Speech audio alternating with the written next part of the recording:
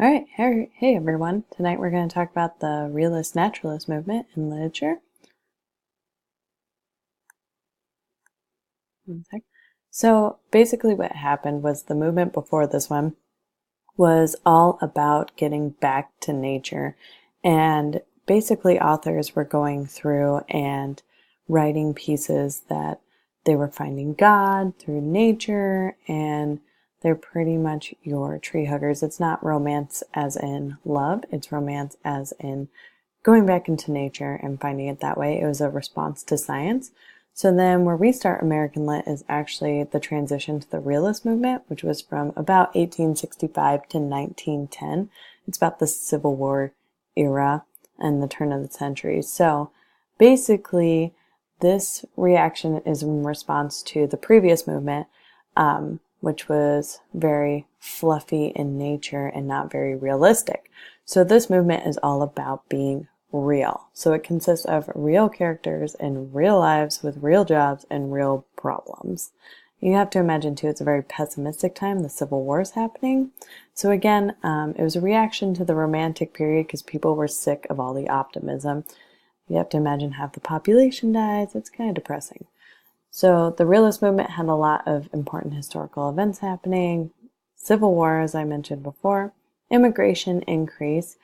We have the increase of industries, and finally major economic and social changes like the middle class has emerged. Before you're really rich or really poor, and now we kind of have this in between. And we also have the loss of idealism. So right after the Revolutionary War, of course, everyone was really happy and gung-ho about America, and now not so sure.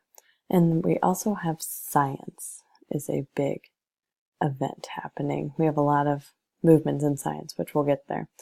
So realism, the first idea is that it's a truthful depiction of everyday life. It's very realistic and straight to the point. It's a belief that literature can change the world without being too preachy about it.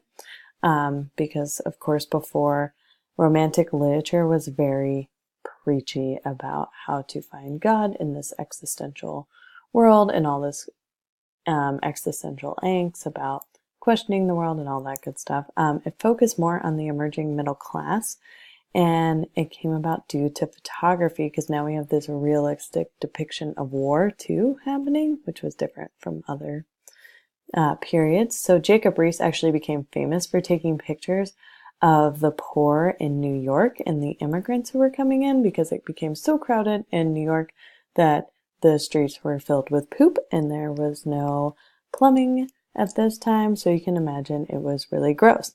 And so you have pictures of children in filth sleeping in New York. And he actually would have rich people pay him to come see these photos and made a whole bunch of money on the poor, which was sad, but he was an entrepreneur. What can you say? Here's another depiction of real life that was happening during this time period. As you can see, it's very crowded condition, and there was obviously no restrictions on how many people could be in an apartment, etc., etc.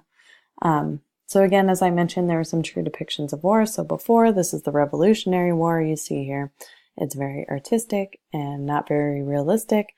And then we have an actual what a battlefield looks like after the war, which was pretty depressing. And simultaneously with this movement, we have the naturalist movement going on. They're very similar. It was a scientific approach to a subject by observing a subject in their natural environment and seeing how it affects him or her or it.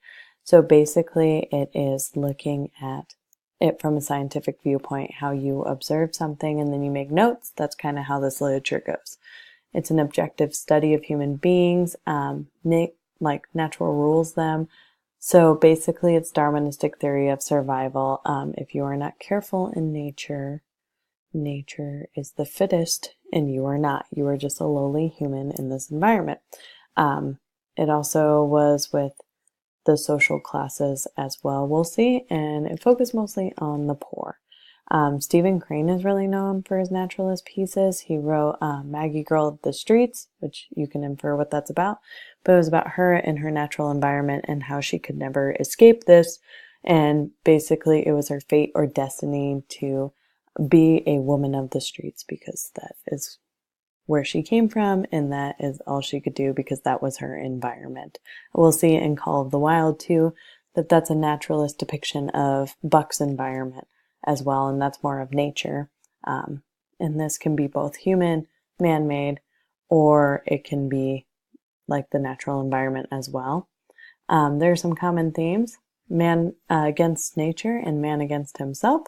We have nature is indifferent to man, and the universe is deterministic. There is a short story called To Build a Fire that Jack London also writes. We will not have time to read it, unfortunately, but it's all about a man who is new to the Alaska area. He's in the gold rush, and he is trying to light a fire, but ends up freezing to death, basically because he is unable to keep the fire going. And basically that is showing that nature is indifferent to man.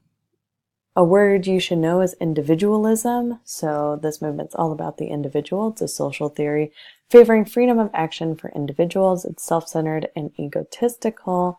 So it's very focused on one character or one person and how they interact with their environment.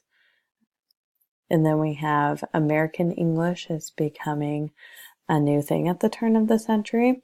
So you have to imagine we broke away from Britain. We want to rebel against them, so we were coming up with our own accent. Plus, America is this melting pot of cultures.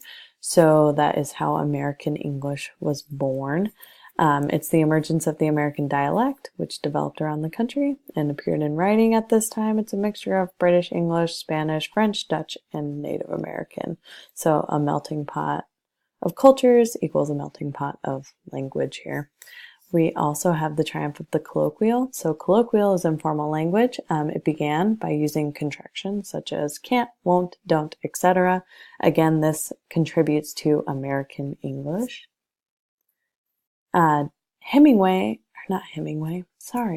Walt Whitman actually came up with the barbaric yap, which is a mixture of grand opera, political oratory, journalistic punch, everyday conversation, and biblical cadences. He is known for it, and we'll see it in his writing there. And last but not least is tone. So this is the writer's attitude toward the material that they are portraying. It can be, here's a bunch of words that you might want to write down. If I asked you what a tone was, it might be good to have some words. So tone may be playful, formal, intimate, angry, serious, ironic, outraged, baffled, tender, serene, depressed, etc. It's not the mood. So mood is the feeling that is given. Its tone is the writer's attitude about the subject material. So an author could have an angry tone if they're talking about unequal rights. That would make sense. Or they could be serious. That kind of an idea. So hopefully this helps with the Realist, Naturalist. We'll keep talking about it as we see it in literature. Let me know if you have any questions, and have a good night.